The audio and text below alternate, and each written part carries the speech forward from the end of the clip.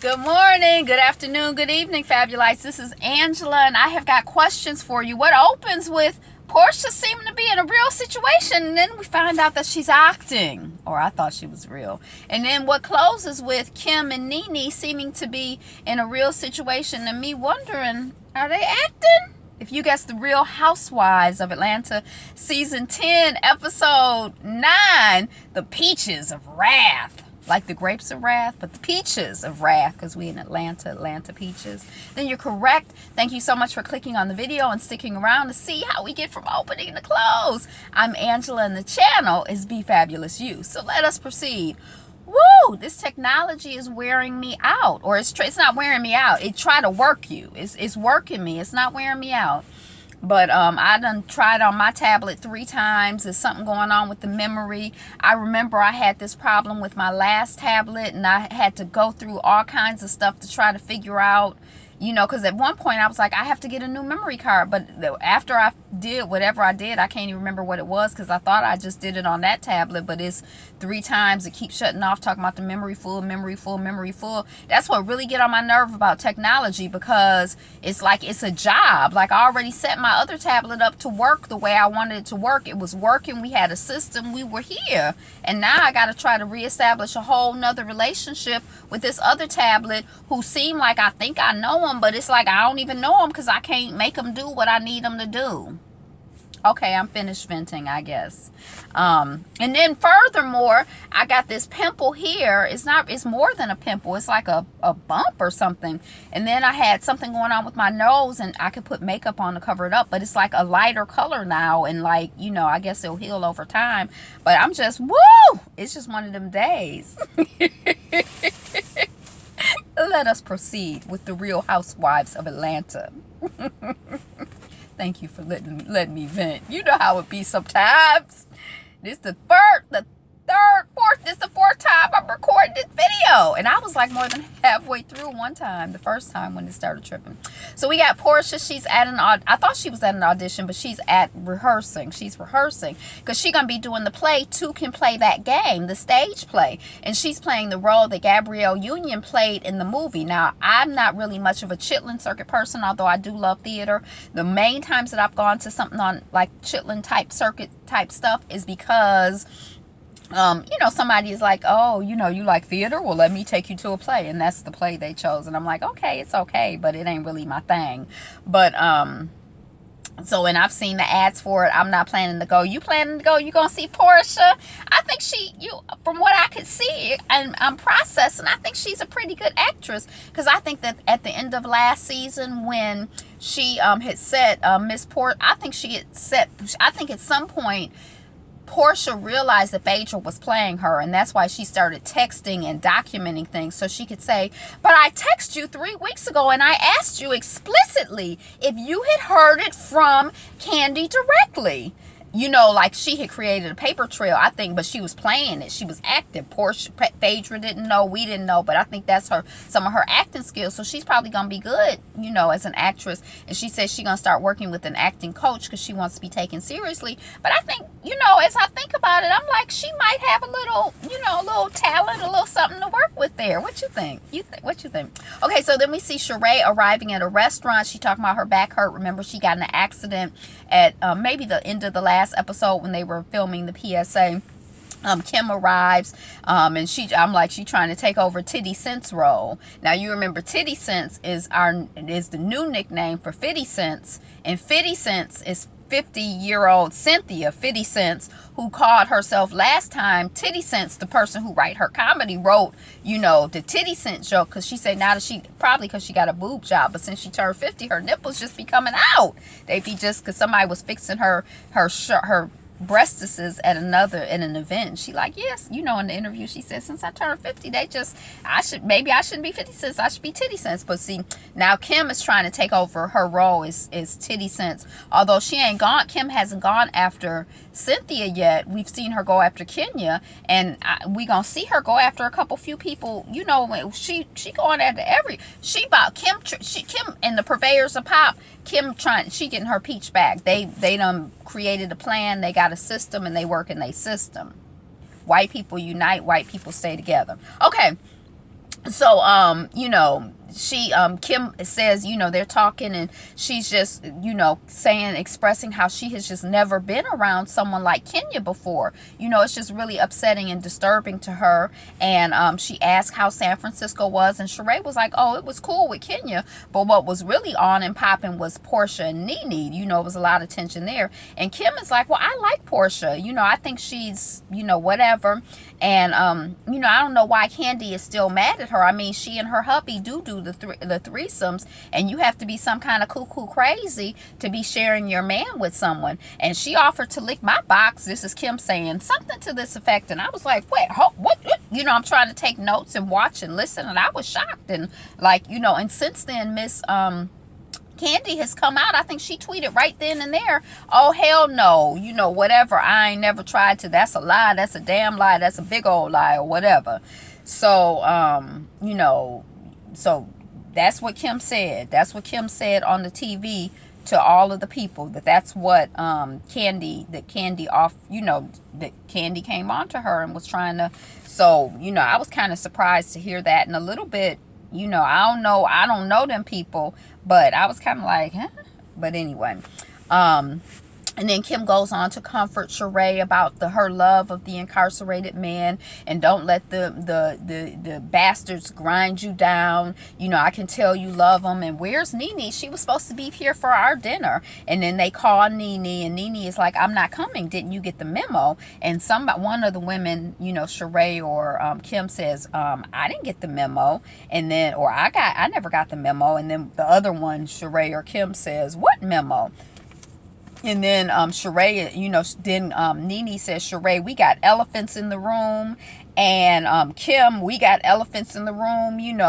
The handicap sticker is what you come waltzing into my home talking about, and you throwing stuff. And I heard her say they all got elephants in the room. And then they hang up the phone, and then Kim is like, you still mad because you parked your Rolls Royce and handicap? I mean, it's not even a Rolls Royce, it's a rental Rolls Royce. And I'm like, dang, 1 minute she was waiting to have dinner with the woman, and the next minute she like going in on her. It seemed kind of like, it didn't seem very friendly to me. Like, why you haven't, and then she's like, and did you hear about Brielle and the 24, this what Kim is saying to Sheree, and the 24 plus cockroaches that she found in Nene's bathroom. And then she showed her the video, and then Kim go on to further ask if Nene is on drugs. So we have her going after Candy, we have her going after Nene, we have her going after Kenya. This is Kim. It seemed like she's on like a mission to go after and like create tension and drama and problems with the women of this show. And she's like, she don't have a peach, but I guess she's trying to get her peach back, and the producers are trying to help her. So then we're at the Bailey agency, and I'm like, does everybody have on the same t-shirt? And sure enough, not Miss Bailey, but other people do, because I think they're doing, I think they all have on the same t-shirt. They're doing a back to school supply drive, so they're giving out school supplies to children. Isn't that nice? And then Cynthia is like, something about Kenya Moore. Kenya might come. I can't even remember. But then the people who write her jokes, here's another one that had, I be chuckling at these jokes y'all writing for. I think you're doing a good job. They say, Cynthia is like, Kenya Moore, we going to have to change your name to Kenya Less, because since you got married, we see you less and less. You can't call her Kenya Daily because you don't see her on the daily, huh? I'll be here all 20 minutes or until this video is finished. Then Nene calls in and says that she wants to set something up to deal with all the elephants in the room. And then Will arrives with supplies for the, school supply drive. That's very sweet. And Kenya in her interview is like, talking about Cynthia, like, well, Cynthia, you're not a schoolgirl. Don't act like a schoolgirl with a crush on a school boy. You're 50 years old. Act like you're 50. And then we find out that Will is going to Brazil. And then Kenya's behind is like, oh, Brazil. Well, Cynthia, you don't have anything to worry about. I mean, you're Cynthia Bailey. And I'm like, well, was Cynthia worrying? I mean, I don't understand, huh? And then Kenya goes on to say, prostitution, Will, it's legal in Brazil. And I'm kind of like, huh?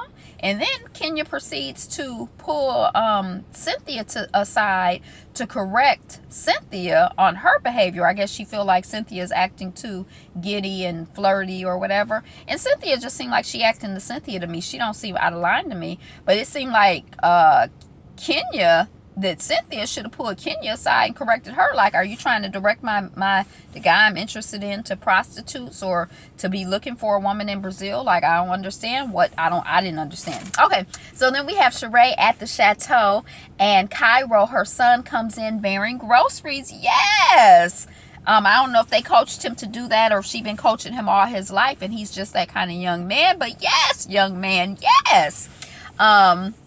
And he's gonna cook dinner for his mama, and then that's so sweet. All. And then Sarey gets a call from her incarcerated Mr. Tyrone, and she, as she's talking over the call or in the interview or whatever, she says her children have never seen her date anyone but Mr. Whitfield. And she also says that Mr. Tyrone has 10 years for wire fraud and security fraud, and she has seen all the documents. She has seen them, read them, understood them. And, she's not just taking his word for it. And then Sarey mentions to Tyrone, Nene talking about him being a con artist. And he says something to the effect of, well, Nene don't need to say nothing or something. And then he's like, well, Nene, she doesn't count. She doesn't know about our love or, whatever. And then he got to go because, the time is up and he got to go. And then Sarey asked Cairo, about his dating life. And Cairo is like, don't really want to talk about it. He like, well, should I ask you the same question?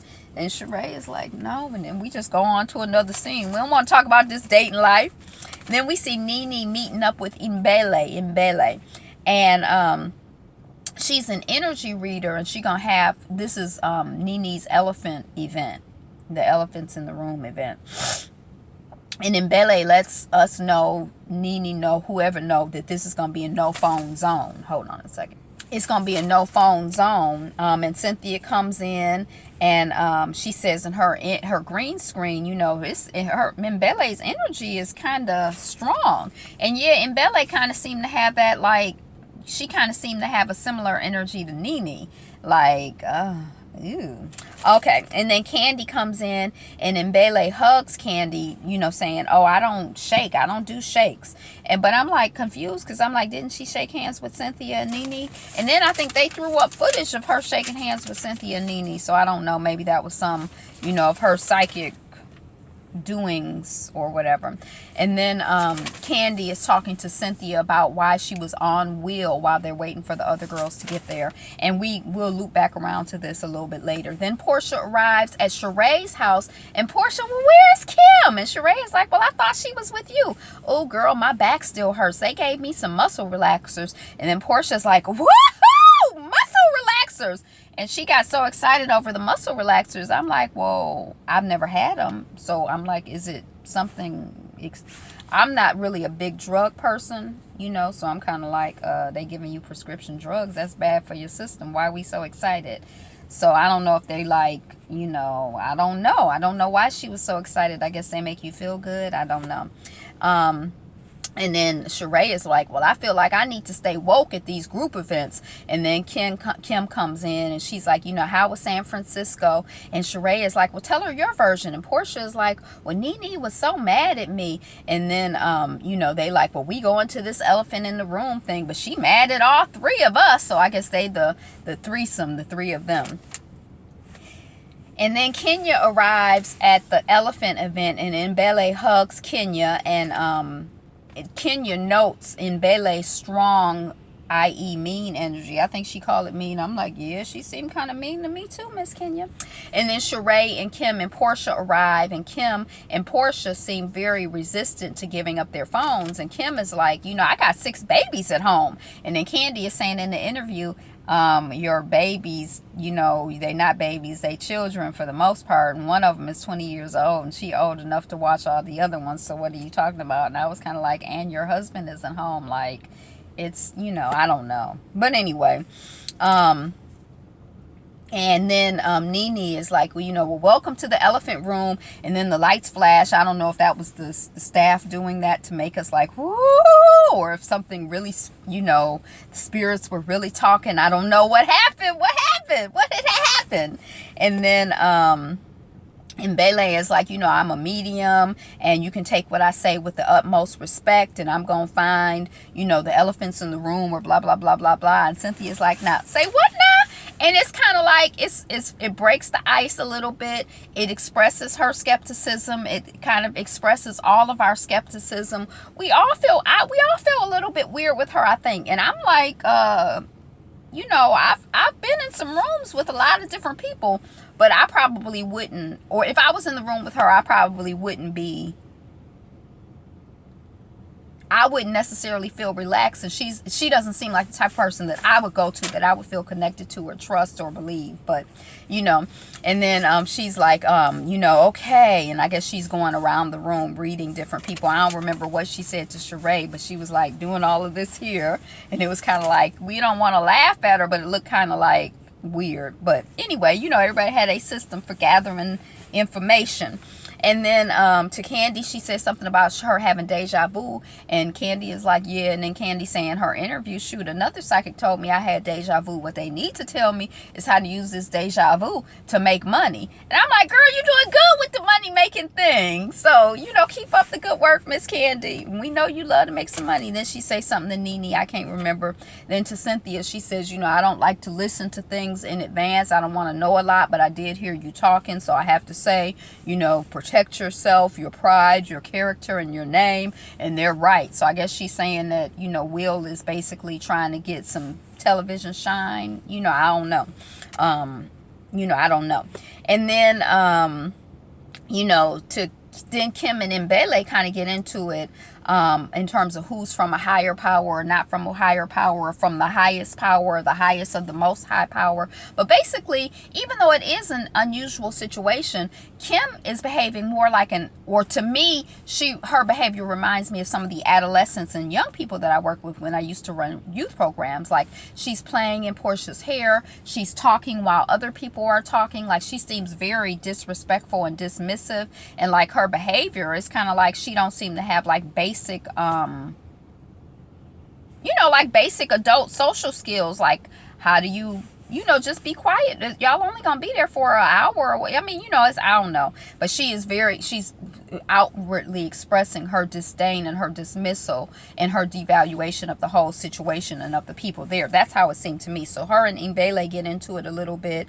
And then Kenya is like, to Kenya, she says, you're not gonna be here for much longer. And we like, you trying to say because I'm like, what? Who reads like that? You don't tell people, there's a way that you treat people just in, humanity and decency when you have something to say to them there, but I think she's saying Kenya is going to be leaving the show, leaving Atlanta, whatever. And then Kim is talking to Porsha while Mbele is talking. And then Kim and Porsha are holding hands. And then Kenya is like, she's tired of Kim. Why don't you be quiet or leave? And then Mbele is like, well, why don't we all switch seats? And then, Mbele is like to Kim, well, do I have your permission to bathe you now? And it's kind of like, I don't even know why she asking. The woman clearly has been indicating, you don't have to be a psychic to see that the woman does not respect you and what you're doing. But maybe she just thought she'd like say something off the wall and Kim would be like, okay, be thrown off and wouldn't know what to do. But Kim is like, no. And then Mbele basically leaves like, well, I can't handle y'all. It was just, that whole thing was weird.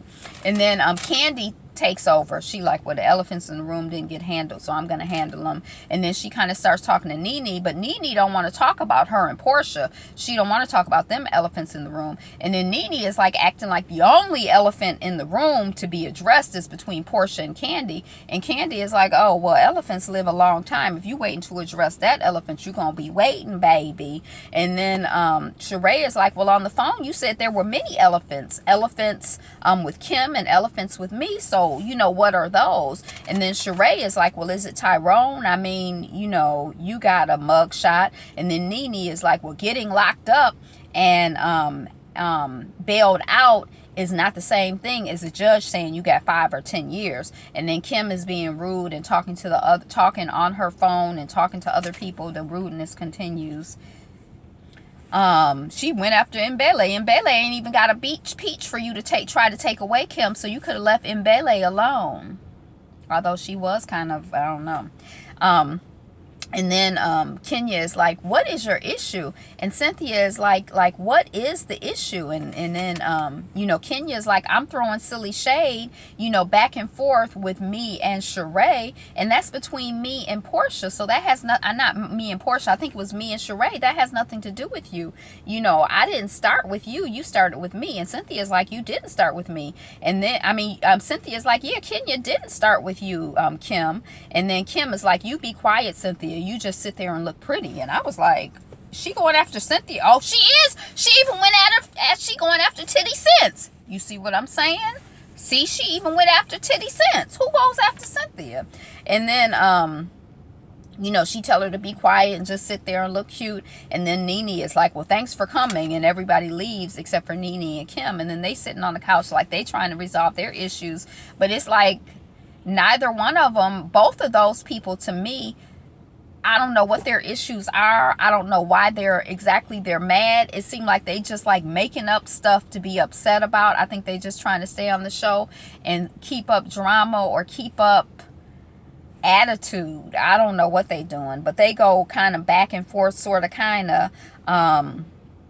And then, you know, Kim is like, well, you didn't show up for dinner, you know, 2 hours after we had been waiting for you. And Kim is like, you know, I feel like you're not yourself, like you're not really fully there, like you're on drugs, like pills or something.